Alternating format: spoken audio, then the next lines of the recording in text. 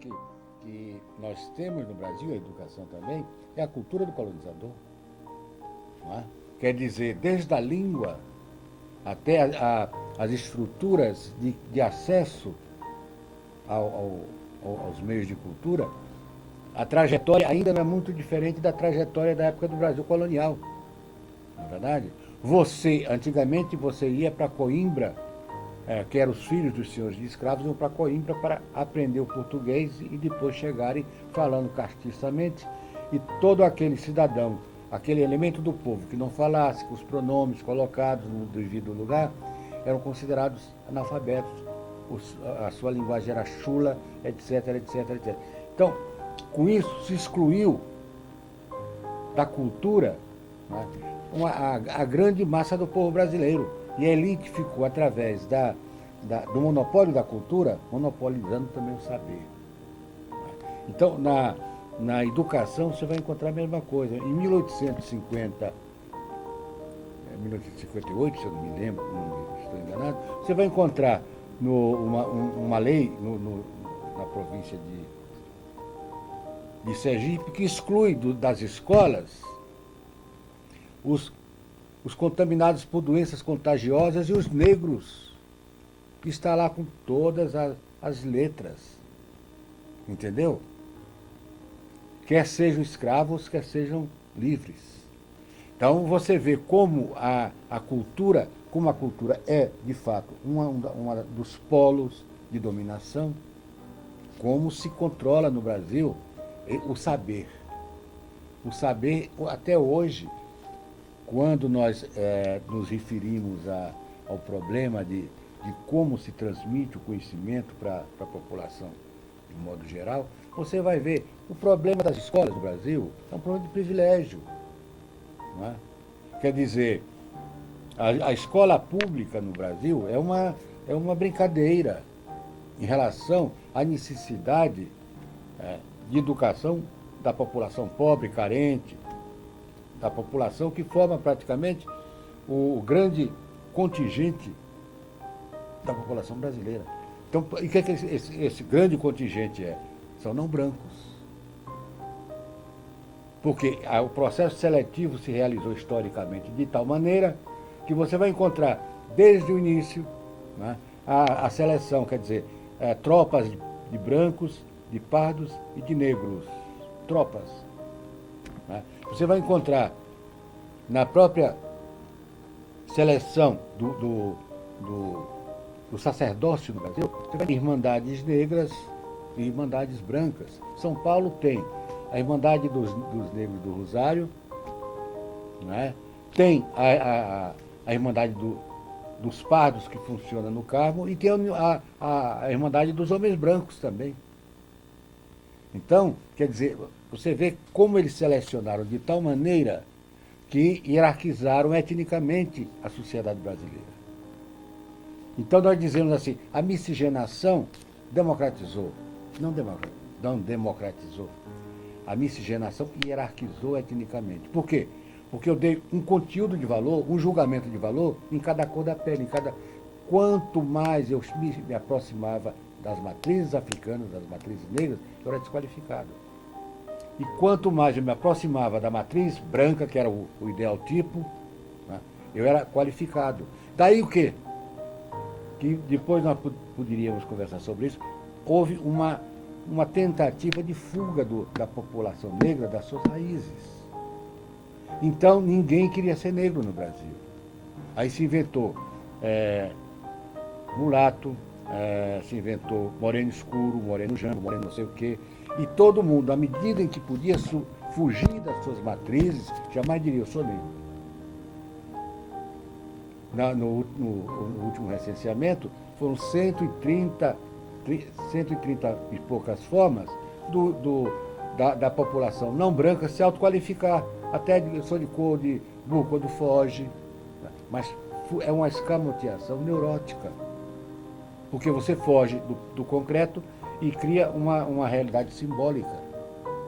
E essa realidade simbólica é uma realidade neurótica. Então, etnicamente, o brasileiro é neurótico. Porque foge das suas origens, esconde a realidade e cria um mito, né, em cima dessa realidade para fugir da própria. Então, quando se fala no problema étnico no Brasil, eu sempre digo assim, a solução tem que ser uma solução que ainda, eu acho que ainda nós não encontramos a solução brasileira para esse problema. Entende? Eu acho que o que está acontecendo é um pouco de macaqueação das soluções norte-americanas que não estão dando certas nos Estados Unidos e nós já começamos a imitar aqui. Por exemplo, o problema das cotas. Nos Estados Unidos, esse problema das cotas vem sendo discutido desde 1960 e poucos, não é verdade? Bom, agora, se discute para resolver o problema de uma minoria, que é a minoria étnica negra dos Estados Unidos. Por quê? Nos Estados Unidos não tem esse gradiente étnico do Brasil. Ou você é negro, ou você é branco. Então, a solução vai ser encontrada dentro dessa realidade. Verdade? Agora, no Brasil, são praticamente 50% de não brancos, de afrodescendentes. O Brasil é um país pobre. E, além do pobre, é um país em que praticamente toda a renda nacional está ou no Estado ou na mão de poucas famílias, né? de poucos agentes econômicos.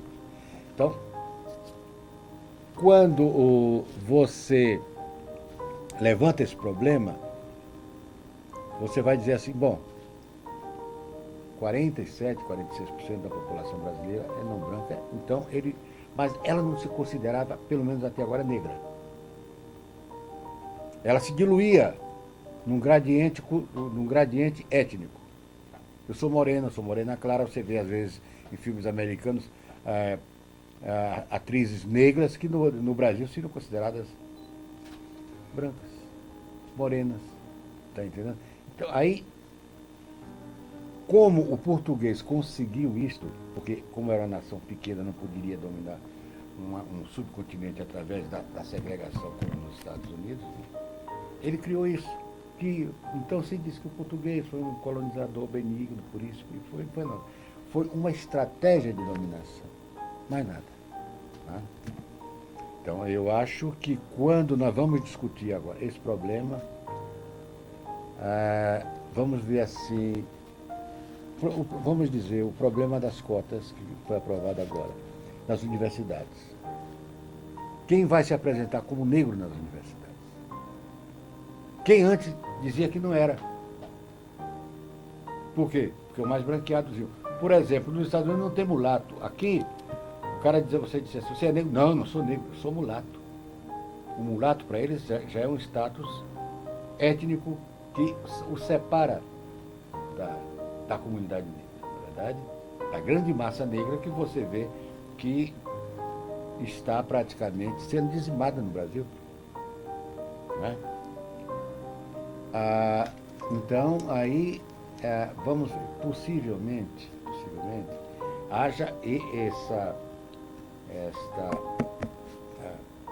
proposta assim, de cotas, haja também, por outro lado, não sei quando isso vai acontecer, possa acontecer,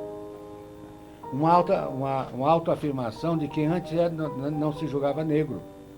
Há também essa possibilidade de uma autodeterminação de reconhecimento das suas origens e haja um florescimento da consciência étnica no Brasil. É possível também isso. A gente tem que abrir as diversas perspectivas. Agora, por outro lado, tem o problema do Estado. Não é? Nós vamos ver que o Estado do Brasil, o Estado no Brasil é um Estado que praticamente, desde que ele foi criado com a independência, ele só defende os privilégios. Desde os primeiros sesmeiros da colônia até as oligarquias latifundiárias de hoje, que ainda dominam praticamente o sistema político brasileiro. Então, até que ponto o Estado brasileiro vai ter conteúdo, né, para administrar essa virada democrática que vai se dar, do ponto de vista étnico, com isenção. Né? Até que ponto esses mecanismos de democratização não vão ser barrados por uma série de mecanismos de contenção. São coisas, são perguntas que eu faço a mim e transmito essas perguntas, porque são dúvidas. No momento em que a gente está numa encruzilhada violentíssima no mundo inteiro, as forças racistas estão praticamente em ofensiva, na Europa, no Brasil.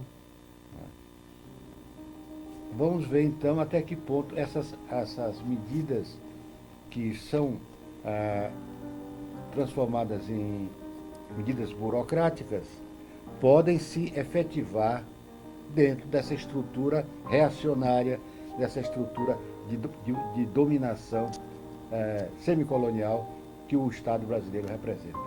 Né? Se você vê que quando nós pegamos o problema vamos dizer assim, da diplomacia,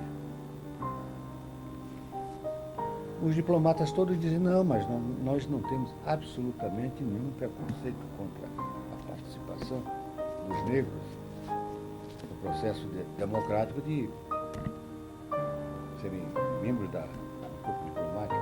Mas acontece que aí é que entra o problema do fato em si, que é a realidade, e das leis que praticamente tentam cobrir ou neutralizar essa realidade.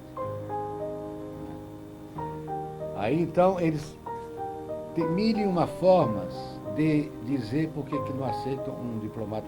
Como vão criar também mil e uma formas para não aceitar um negro na universidade, não dizendo que é porque ele é negro. Desqualifica. Mas desqualifica por N razões. Né? Eu estava vendo mesmo uma vez, eu estava viajando, e eu vi assim, porque a nova lei, quando queriam acabar com a estabilidade do funcionário, não é racista, porque o funcionário é julgado pela assiduidade, pela não sei o que lá. Aí eu disse assim, estou colocando, na verdade, o negro aqui, do estereótipo do negro. Não é verdade? Quer dizer, então, isto é que me preocupa. Porque as leis no Brasil, para serem cumpridas ou não serem cumpridas, depende de vontade do Estado. O legislativo, o judiciário e o executivo. Acabou. Não é? E a gente vê, aí você vê o problema do movimento sem terra, quer dizer, o massacre de Carajá e Eldorado não foi ainda julgado. A gente vê como a justiça é uma justiça de classe e é uma justiça branca. Entendeu? Embora tenha negros, né? Pelo contrário, você vê o seguinte, a maioria dos capitães do mato eram negros, ou então mulatos, que eram negros também, do nosso ponto de vista seriam negros. Aqueles que batiam nos escravos no Pelourinho também, e muitos eram recrutados como escravos. Você pega o problema dos carrascos, que no Brasil não tinha a profissão de carrasco, então eles eram escolhidos entre aqueles que tinham sido condenados, diminuíam a pena para você enforcar, que praticamente 99% dos enforcados durante a existência da pena de morte no Brasil foram negros escravos. Né? Então é isso que eu estou te falando. É difícil a gente reordenar do ponto de vista democrático, do ponto de vista de democracia racial, sem as aspas, a sociedade brasileira. Porque há mecanismos centenários segurando essa democratização. Entende?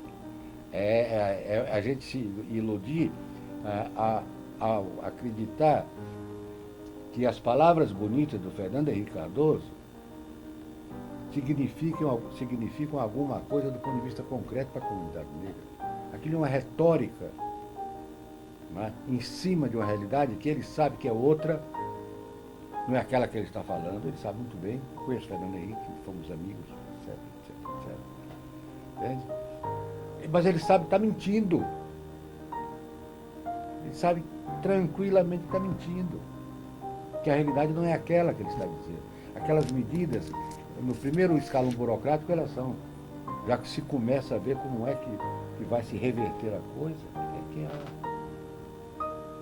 não é assim não. Quer dizer, para se iludir a comunidade negra, ela precisa, a comunidade precisa também, ela vai apanhar um pouco. Por quê?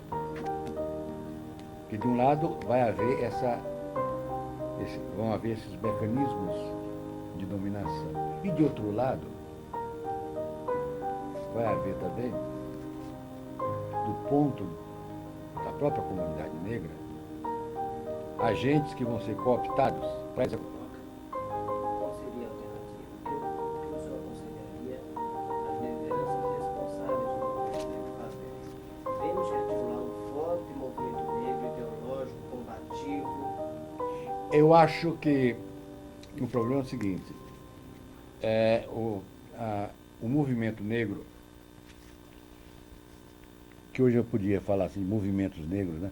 Mas você vê o seguinte, quando ele surgiu, que aliás eu estava lá na escadaria do municipal, foi o segundo cara que fez discurso lá, foi eu, estava todo mundo com medo.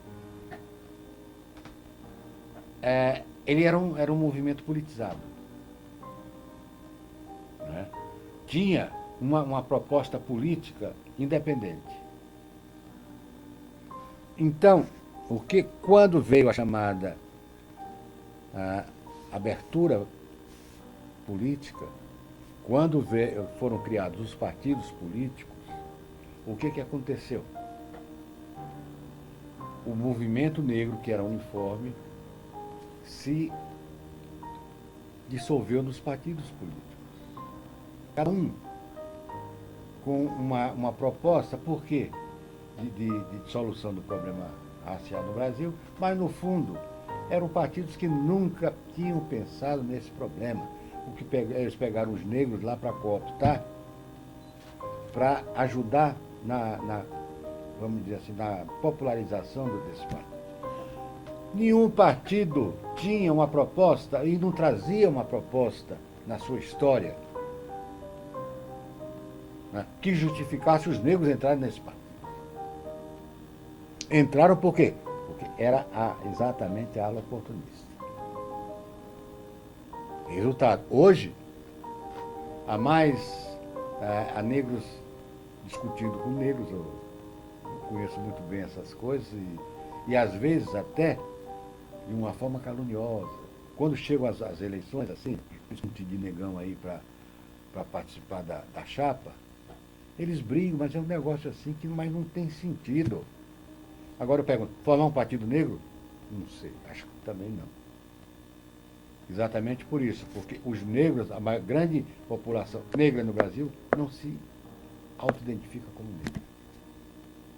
Entende? Porque se nós tivéssemos possibilidade de formar um partido, não um partido negro, mas um partido assim, vamos dizer, das etnias oprimidas, das raças oprimidas, para usar um termo que não é muito, mas vamos usar. Então, aí havia a possibilidade de um deslocamento dos polos de poder. Mas como isso não é possível, e também nós não podemos viver de utopias, porque as utopias só são válidas quando são realizáveis, então deixam de ser utopias. Então, eu acho o seguinte, é um problema para nós estudarmos, para nós ainda termos uma visão assim de dúvidas. Por exemplo, eu acho que se deveria criar uma comissão crítica sobre essa nova lei das cotas, não é?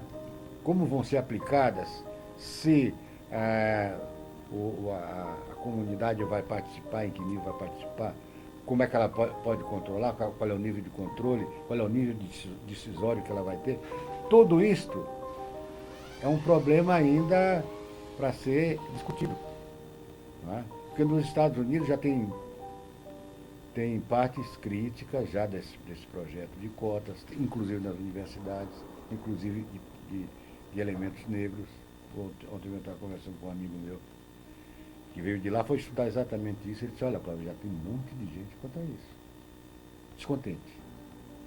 Agora, esses descontentamentos têm causas diferentes. Né? Isso também a gente tem que analisar. Então, vamos ver. Eu acho que o problema é agora o movimento negro se unificar em termos de uma proposta de controle de como essas cotas vão ser distribuídas, tirar da mão do Ministério, criar uma comissão autônoma para dirigir esse processo, né? Esse processo encaminhar já a coisa decidida para o Ministério, porque se cair na mão do Ministério da Educação, blá blá, nem vai adiantar. Tem que haver um movimento para ter um órgão autônomo para administrar a distribuição dessas coisas. Entendeu? Da cultura também. Porque a cultura que nós temos no Brasil, a educação também, é a cultura do colonizador. Não é? Quer dizer, desde a língua até as estruturas de acesso aos meios de cultura, a trajetória ainda não é muito diferente da trajetória da época do Brasil colonial. Na verdade, antigamente você ia para Coimbra, que eram os filhos dos senhores de escravos, iam para Coimbra para aprender o português e depois chegarem falando castiçamente, e todo aquele cidadão, aquele elemento do povo que não falasse com os pronomes colocados no devido lugar, eram considerados analfabetos, a sua linguagem era chula, etc, etc, etc. Então, com isso se excluiu da cultura, né, a grande massa do povo brasileiro. E a elite ficou, através do monopólio da cultura, monopolizando também o saber. Né? Então, na educação, você vai encontrar a mesma coisa. Em 1858, se eu não me lembro, não estou enganado, você vai encontrar uma lei na província de Sergipe que exclui das escolas os contaminados por doenças contagiosas e os negros, que está lá com todas as letras. Entendeu? Quer sejam escravos, quer sejam livres. Então você vê como a cultura é, de fato, uma dos polos de dominação, como se controla no Brasil o saber. O saber, até hoje, quando nós nos referimos ao problema de como se transmite o conhecimento para a população, de modo geral, você vai ver o problema das escolas no Brasil é um problema de privilégio. Não é? Quer dizer, a escola pública no Brasil é uma brincadeira em relação à necessidade de educação da população pobre, carente, da população que forma praticamente o grande contingente da população brasileira. Então, e o que esse grande contingente é? São não brancos. Porque o processo seletivo se realizou historicamente de tal maneira que você vai encontrar, desde o início, né, a seleção, quer dizer, tropas de brancos, de pardos e de negros. Tropas. Né? Você vai encontrar na própria seleção do sacerdócio no Brasil, você vai ter irmandades negras e irmandades brancas. São Paulo tem a Irmandade dos Negros do Rosário, né? Tem a Irmandade dos Pardos, que funciona no Carmo, e tem a Irmandade dos Homens Brancos também. Então, quer dizer, você vê como eles selecionaram de tal maneira que hierarquizaram etnicamente a sociedade brasileira. Então nós dizemos assim, a miscigenação democratizou. Não democratizou. A miscigenação hierarquizou etnicamente. Por quê? Porque eu dei um conteúdo de valor, um julgamento de valor em cada cor da pele, em cada. Quanto mais eu me aproximava das matrizes africanas, das matrizes negras, eu era desqualificado. E quanto mais eu me aproximava da matriz branca, que era o ideal tipo, né, eu era qualificado. Daí o quê? Que depois nós poderíamos conversar sobre isso, houve uma tentativa de fuga da população negra das suas raízes. Então ninguém queria ser negro no Brasil. Aí se inventou mulato, se inventou moreno escuro, moreno jango, moreno não sei o quê. E todo mundo, à medida em que podia fugir das suas matrizes, jamais diria, eu sou negro. No último recenseamento, foram 130 e poucas formas da população não branca se autoqualificar. Até eu sou de cor de burro quando foge. Mas é uma escamoteação neurótica. Porque você foge do concreto e cria uma realidade simbólica. E essa realidade simbólica é uma realidade neurótica. Então, etnicamente, o brasileiro é um neurótico.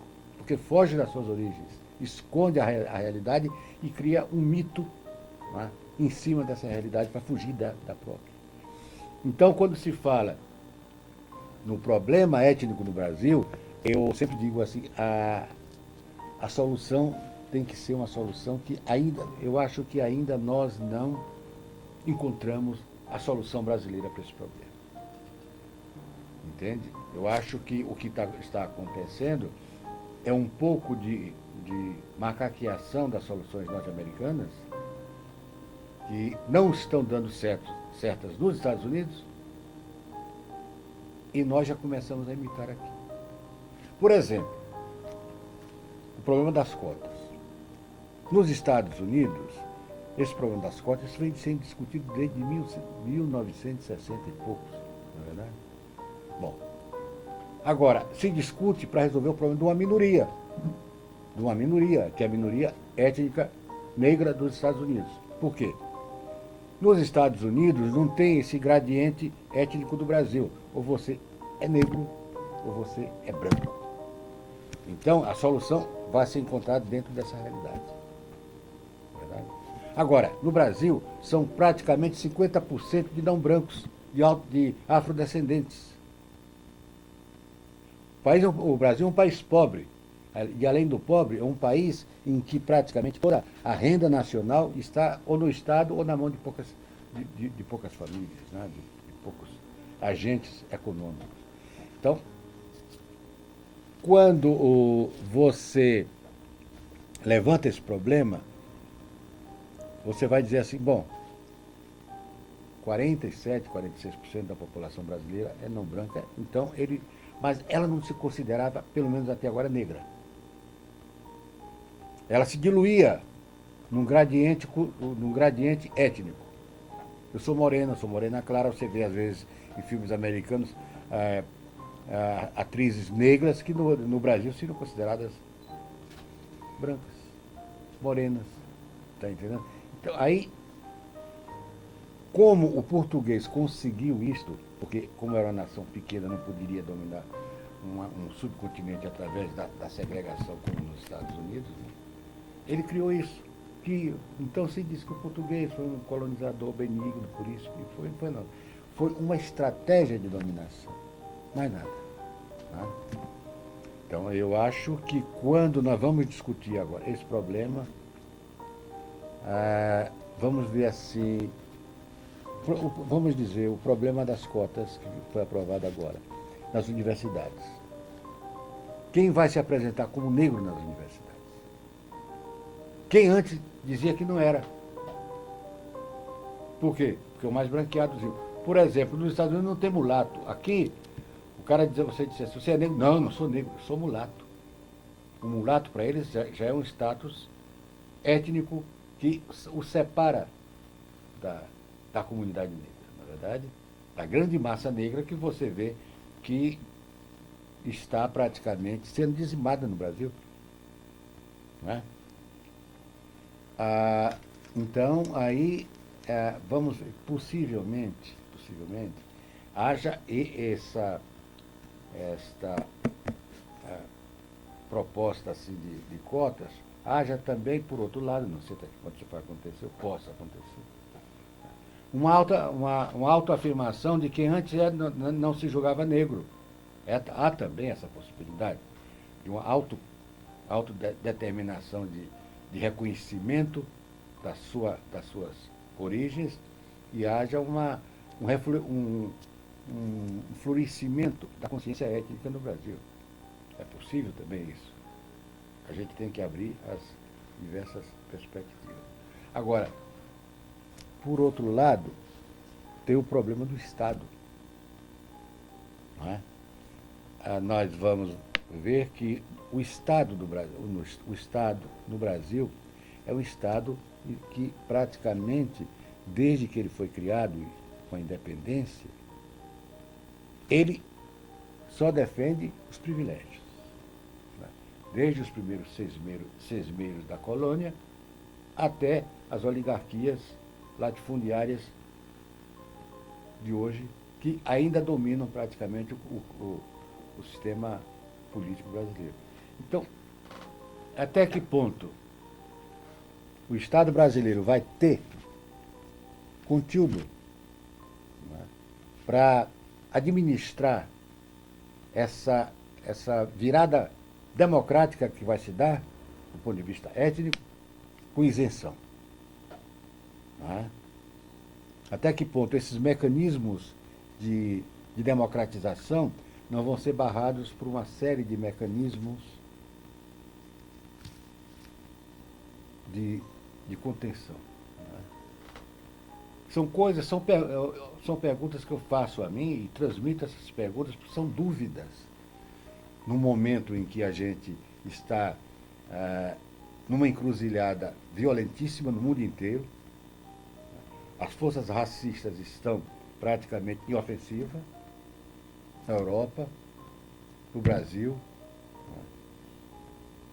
Vamos ver, então, até que ponto essas medidas que são transformadas em medidas burocráticas podem se efetivar dentro dessa estrutura reacionária, dessa estrutura de dominação semicolonial que o Estado brasileiro representa. Né? Se você vê que quando nós pegamos o problema vamos dizer assim, da diplomacia, os diplomatas todos dizem, não, mas nós não temos absolutamente nenhum preconceito contra a participação dos negros no processo democrático de serem membros do corpo diplomático. Mas acontece que aí é que entra o problema do fato em si, que é a realidade, e das leis que praticamente tentam cobrir ou neutralizar essa realidade. Aí, então, eles têm mil e uma formas de dizer por que não aceitam um diplomata. Como vão criar também mil e uma formas para não aceitar um negro na universidade. Não dizendo que é porque ele é negro. Desqualificado. Mas desqualifica por N razões. Não é? Eu estava vendo mesmo uma vez, eu estava viajando, e eu vi assim, porque a nova lei, quando queriam acabar com a estabilidade do funcionário, não é racista, porque o funcionário é julgado pela assiduidade, pela não sei o que lá. Aí eu disse assim, estou colocando a verdade do negro aqui, do estereótipo do negro. Não é verdade? Quer dizer, então, isto é que me preocupa. Porque as leis no Brasil, para serem cumpridas ou não serem cumpridas, depende de vontade do Estado. O legislativo, o judiciário e o executivo. Acabou. Não é? E a gente vê, está aí você vê o problema do movimento sem terra, quer dizer, o massacre de Carajás e Eldorado não foi ainda julgado. A gente vê como a justiça é uma justiça de classe e é uma justiça branca. Entendeu? Embora tenha negros, né? Pelo contrário. você vê o seguinte, a maioria dos capitães do mato eram negros, ou então mulatos, que eram negros também, do nosso ponto de vista, seriam negros. Aqueles que batiam nos escravos no Pelourinho também. E muitos eram recrutados como escravos.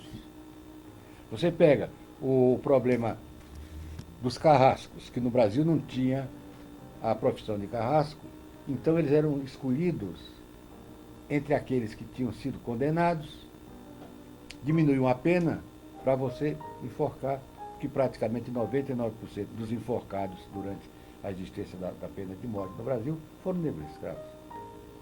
Não é? Então, é isso que eu estou te falando. É difícil a gente reordenar, do ponto de vista democrático, do ponto de vista de democracia racial, sem as aspas, a sociedade brasileira.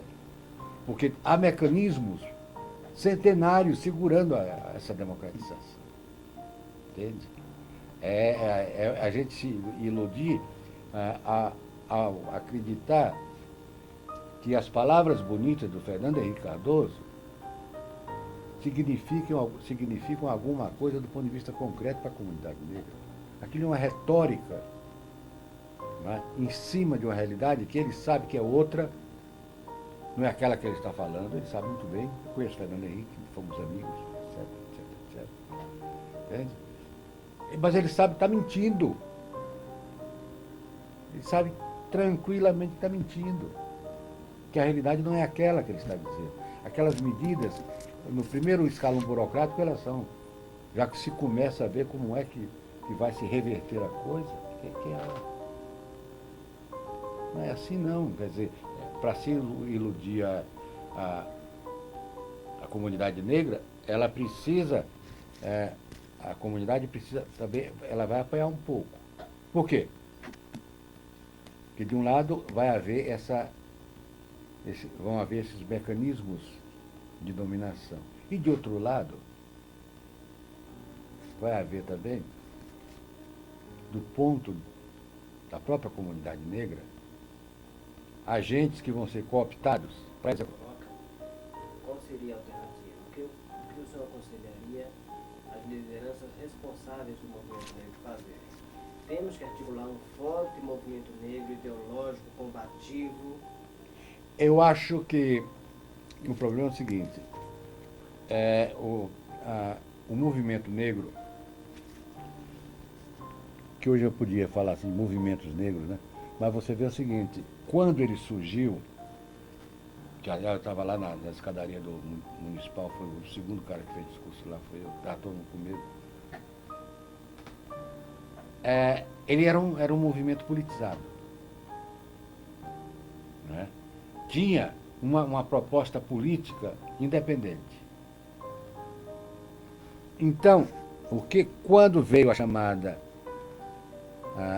abertura política, quando foram criados os partidos políticos, o que aconteceu? O movimento negro, que era uniforme, se dissolveu nos partidos políticos. Cada um com uma proposta, por quê? De solução do problema racial no Brasil, mas no fundo eram partidos que nunca tinham pensado nesse problema. Eles pegaram os negros lá para cooptar, para ajudar vamos dizer assim, na popularização desses partidos. Nenhum partido tinha uma proposta e não trazia uma proposta na sua história, né, que justificasse os negros entrarem nesse partido. Entraram por quê? Porque era exatamente a ala oportunista. Resultado, hoje, há negros discutindo com negros, eu conheço muito bem essas coisas, e às vezes até de uma forma caluniosa. Quando chegam as eleições, assim, de negão aí para participar da chapa, eles brigam, mas é um negócio assim que mas não tem sentido. Agora eu pergunto, formar um partido negro? Não sei, acho que também não.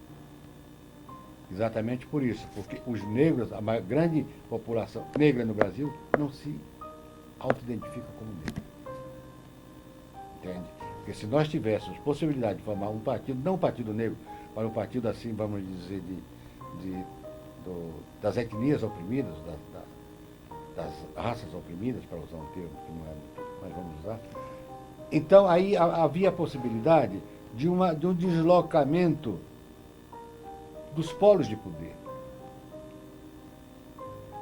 Mas como isso não é possível, e também nós não podemos viver de utopias, porque as utopias só são válidas quando são realizáveis, então deixam de ser utopias. Então eu acho o seguinte, é um problema para nós estudarmos, para nós ainda termos uma visão assim de dúvidas.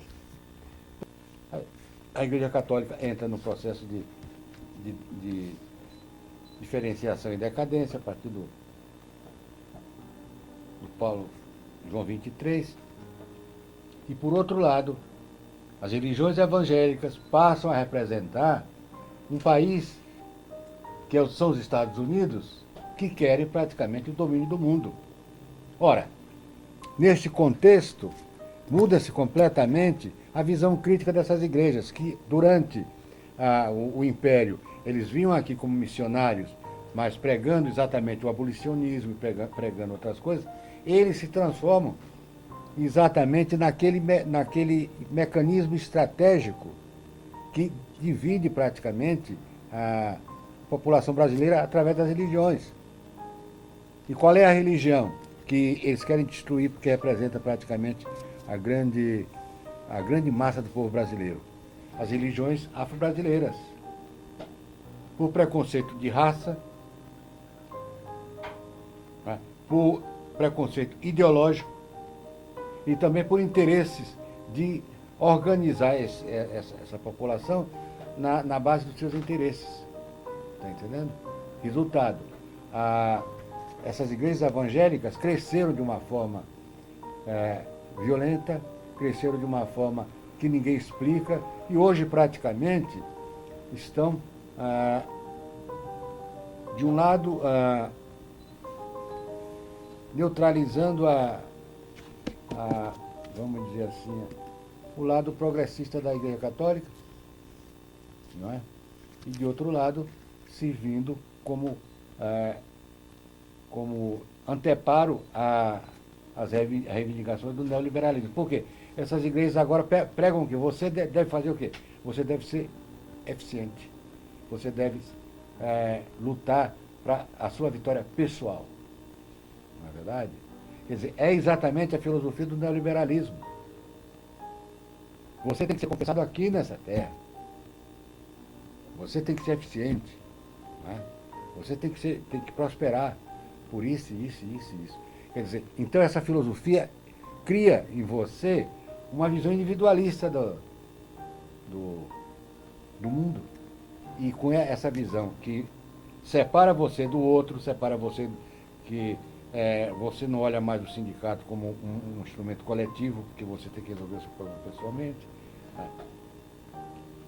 Você não vê as instituições assim da sociedade como instituições que podem socializar a população para resolver problemas concretos. Não, você tem que resolver o seu problema porque você é aquela pessoa que tem, do ponto de vista, você conversa diretamente com Deus, então você tem todas as condições de resolver esse problema. Então você vira um egoísta. Você não quer compactuar com ninguém a parte do seu sucesso. Então as igrejas, isso de um lado. De outro lado, a alienação desse pessoal, né, que são pessoas de sociedades, porque a diferença entre essas igrejas nos Estados Unidos e no Brasil, de sociedades carentes, frustradas, desesperadas, angustiadas. Né? E com isto, esse pessoal se joga nos braços daquele primeiro que prega uma solução para o seu problema, para a sua saúde, né? Para a sua família. Então, então eles estabelece como contrapartida, você tem que pagar X lá do que você ganha, e com isso eles fecham o circuito de dominação. Né? E outra coisa, eles têm uma grande visão moderna, entre aspas. A primeira coisa que eles querem são os órgãos de comunicação de massa, na verdade. Conseguem controlar nos Estados Unidos, aqui no Brasil, e onde eles têm uma visão muito, muito pragmática disso. E com isso eles estão, por exemplo, na Bahia, eu vi manifestações deles lá, eles queriam acabar com o candomblé da Bahia. Que o Antônio Carlos Magalhães, uma hora para outra, disse: vocês querem acabar? Saem daqui da Bahia. Foi um escândalo com a Igreja Universal. Porque eles queriam acabar. Fizeram passeatas dizendo que os candomblés eram religiões do diabo, na verdade. Quer dizer, esse problema de o diabo e Deus, o bem e o mal, ou essa dicotomia, né, ela se transformou agora em política oficial do Bush. Quem não é a meu favor é contra mim, porque eu sou o bem e os outros são o mal. O Brasil ame ou deixa. É exatamente a filosofia do ame ou deixo do tempo da ditadura. Hoje em dia, mundialmente, se nós quisermos fazer um movimento negro revolucionário no Brasil, Você está achando terrorismo? logo, mas é exatamente na mesma hora terrorismo. Está entendendo? Tudo agora que for um problema de libertação na base não institucional, como está te falando, porque pela forma institucional o SUS não resolve mais problema nenhum. Aí vira terrorismo.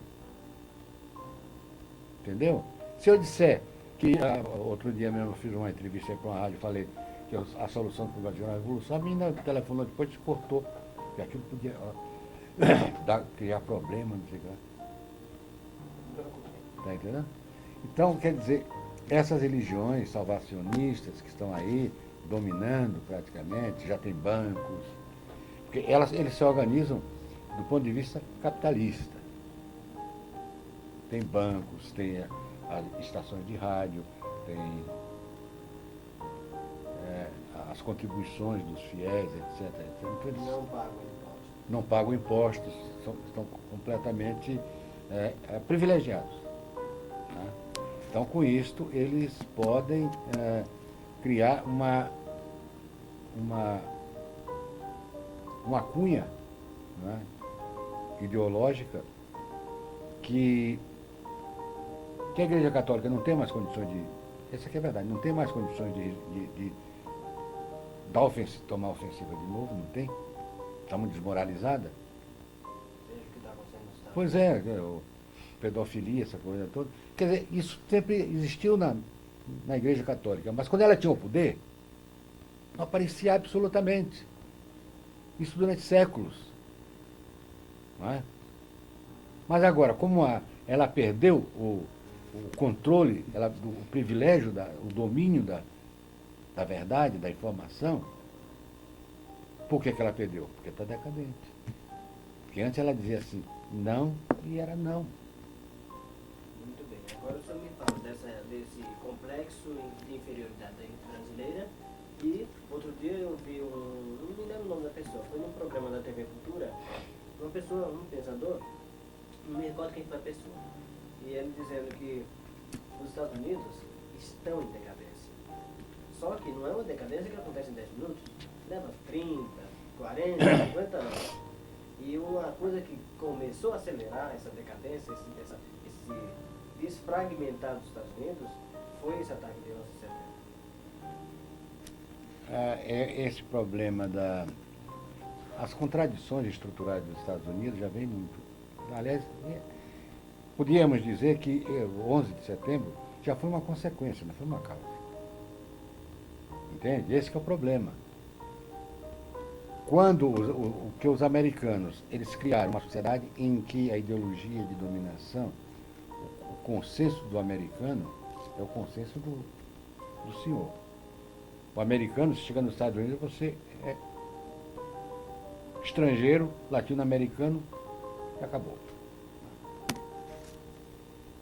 Então, quando o que aconteceu, na minha opinião, foi que porque se tivesse sido aquilo feito pelos europeus, mas o que doeu nos Estados Unidos foi ter sido por aquele povo que eles consideram super inferiores em tudo. Né? Quer dizer, uma população do Afeganistão, um negócio que eles estão acostumados a chegar lá e acabar em 15 minutos. Então, se criou no americano uma neurose de inferioridade por isto. Segundo lugar, os americanos nunca tinham visto nada acontecer no seu território. A não ser na Guerra da Independência, né? Mas nunca houve uma guerra com países estrangeiros. A Guerra da Secessão foi americano com americano. Agora, quando eles viram aquela monstruosidade desabar, foi como se eles tivessem sido sacudidos assim por uma avalanche que caiu em cima da cabeça deles. Eles não esperavam. E, além do mais, coincidiu que tinha sido eleito, né? Tinha a contestação da eleição dele, estava tudo sendo embrulhado, enrolado assim. Acontece isso. Então, quer dizer, todas essas contradições não foram resolvidas, mas foram esquecidas ou adiadas, né, para se resolver o problema do terrorismo. Né? Terrorismo, o que é o terrorismo? Aí que está o problema, que o Bush pensa que a gente não está sabendo, que ele está dizendo isso para poder dominar o mundo. Porque vamos combater o terrorismo? Tudo bem. Não como essas nações fizeram todos, sinceramente. Bom, para começar, o terrorismo não tem uma causa só. Então, vamos analisar. O terrorismo básico tem várias causas. Né? O terrorismo da Irlanda do Norte tem outras causas. O terrorismo do palestino tem outras causas. O judeu. Então, nós vamos analisar as causas que determinaram esse surto de protestos que se chamaram de terrorismo e resolver. Resolvendo o problema, resolve o terrorismo. Agora, resolve o terrorismo matando? Como é que faz? Onde é que isso vai parar? Onde é que essa novela vai terminar? Não é verdade? Então, o americano, ele ficou com esse problema. E isso cria o quê? Num país como o americano? Um sentido de agressividade. Você sofreu aquele negócio que o inferiorizou, você imediatamente tem de partir para atitude de agressão. É o que está acontecendo. E no mundo inteiro vai acontecer. Né? E são medidas agressivas inteiramente inúteis, que não conduzem a nada.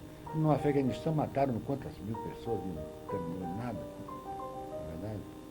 Agora, na Palestina, a barbaridade que o Sharon está fazendo, que praticamente são os Estados Unidos que estão naquilo. Para nada. Quer dizer, aquilo vai para onde também? Então, o problema do terrorismo na Colômbia foi analisado por que ele existe, quais são as causas, não foi. Quer dizer, desce avião lá para acabar. Quer dizer, então não se resolve problemas sociais, problemas agudos, assim como o problema do terrorismo, entre aspas, né? Com medidas também terroristas. Porque hoje não se respeita nenhum código de guerra. Então, quando os israelenses estão lá, não respeitam nenhum o Código de Genebra, nenhum dos códigos de guerra. E estão prendendo, ninguém sabe para onde estão sendo levados. Como vão ser julgados, quem vai julgar, ninguém sabe. Então toda a estrutura jurídica da coisa foi por água abaixo. Terrorismo, do terrorismo de Estado, é claro. Você vê, agora mesmo eles cercaram aquela igreja lá de Belém, na verdade. Resultado, a Igreja Católica, e isso para a gente ver também, ela não teve condições, se fosse há 100 anos atrás, a Igreja Católica ia ter acabado com aquilo. Por quê? Porque tinha o Vaticano, tinha as tropas da Itália, já tinha mais 4 ou 5 aliados, já tinham entrado lá e tinha acabado com Israel, não tinha problema nenhum, se não fosse os Estados Unidos. Não é? Agora, hoje não, hoje a Igreja Católica, você vê, porque não é por acaso que toda essa campanha de desmoralização da igreja está surgindo nos Estados Unidos. Entendeu? É para exatamente acabar desmoralizando aquela grande força ideológica e institucional, né, que impedia a expansão das religiões salvacionistas que têm sua sede nos Estados Unidos. Está entendendo? Então, eu acho o seguinte, que nós vamos entrar numa fase de grandes combates, vai ser um negócio muito chato, mas que não vai redundar a nada, porque as propostas políticas, depois da dissolução da União Soviética, não houve uma reestruturação, né, das forças que estavam praticamente ordenando a ordem jurídica do mundo, através da Guerra Fria, vamos colocar assim. Hoje, não tem mais absolutamente nada que impeça os americanos a descerem em qualquer lugar do mundo com as tropas dele ocuparem. Não tem. Esse que é o problema. E aí, então, o americano que ficou agressivo por aquela chicotada que ele levou, ele agora quer, essa agressividade ele quer estender como uma estratégia política para o mundo inteiro.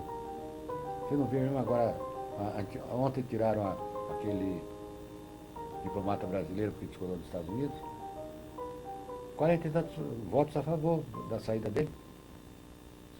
Realmente, Cuba, parece que Cuba, a Líbia, China, não me lembro os outros, eu li assim rapidamente. Mas então você vê como hoje em dia os americanos monopolizam o poder em qualquer nível. Qualquer nível, não tem problema. Cultural, por exemplo, você vê hoje, você pega um jornal, a metade das palavras dos títulos são em inglês. As agências de notícia, hoje em dia, não existem, por exemplo... Não tem. São todas americanas e judias. Entende? É como eu estava colocando bem, você é antissemita, eu não sou antissemita. Pelo contrário, lutei na época do Holocausto, eu era praticamente estudante, saí, defendi a criação do Estado de Israel, tudo bem. Agora, o judeu não pode criar um escudo, praticar os crimes, se você denuncia os crimes, não porque ele é judeu, mas porque ele praticou crime. Podia ser árabe, podia ser brasileiro, podia ser alemão, praticou aqueles crimes, tem que ser denunciado. Agora o judeu já apresenta isso como antissemitismo. Aí que tá, quer dizer, é também uma estratégia, pois é, que deixa, eles ficam impunes, praticando os mesmos atos, tem que ficar impune, porque senão você será chamado de antissemita. Não é verdade? Esse que é o problema. O que mais chega, né? Não, agora falta o complexo de inferioridade da elite branca brasileira com relação ao europeu e americano. O problema da elite. Bom, nós temos aí, poderíamos ver, uma das causas é a existência da escravidão durante quase 400 anos. Nós éramos um país em que era discriminado. E, em segundo lugar, quando a nação brasileira se forma, ela se forma através da miscigenação. Então, o brasileiro, aqui dentro, ele se julga branco. Lá fora, ele sabe que não é branco. Entende? Quando o Gilberto Freire escreve Casa de Senzala, ele disse que o que o inspirou ele foi exatamente quando ele viu descer de um navio de guerra do Brasil a tripulação. Pareciam caricaturas de homens. Quer dizer, então, quando a nossa elite se vê no espelho, ela não é branca. E sabe que o americano chega lá, como eu cheguei nos Estados Unidos, cheguei como negro. Começaram a me chamar de latino-americano. Eu falei, peraí, cara, essa escolha né? Eu sou negro e acabou. Não vem com esse lero-lero. Agora, você veja bem, eu conheço colegas baianas,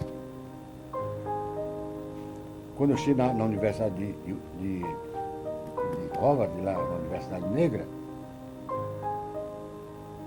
tinha uma menina da Bahia, ela é muito bonita, nos Estados Unidos, negra. Eu falei assim, mas fulano, o que você está... Isso não é jogada... Ela disse assim, ó, Cláudio, eu quero meu diploma universitário. Quando chegar na Bahia, sou branca. Entende? Então, quer dizer, a elite sabe que é mestiça, sabe que o mestiço é inferiorizado nos Estados Unidos, na Europa, entendeu? Fernando Henrique. Quer dizer, qualquer cara que você pegue assim, que venha se autoafirmar como branco, você vai dizer, não, você vai pegar ela pelo que não é branco.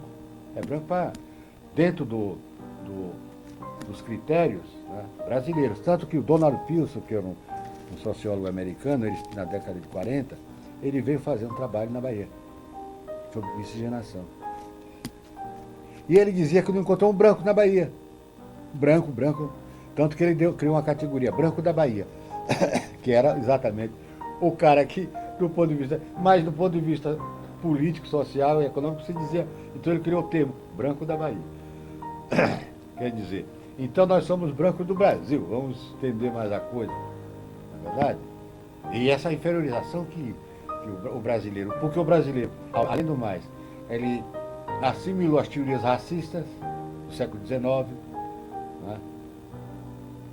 Então ele próprio, ao se autoanalisar, ele também se inferioriza porque ele acredita na inferioridade racial.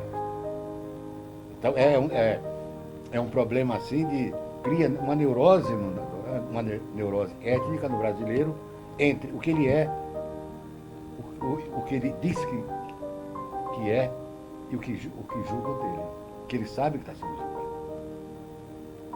Tanto que você pode ver, eu estava vendo na Folha de outro dia, tinha uma colunista que chegou nos Estados Unidos, sei lá, foi chamada de pobre e de negra.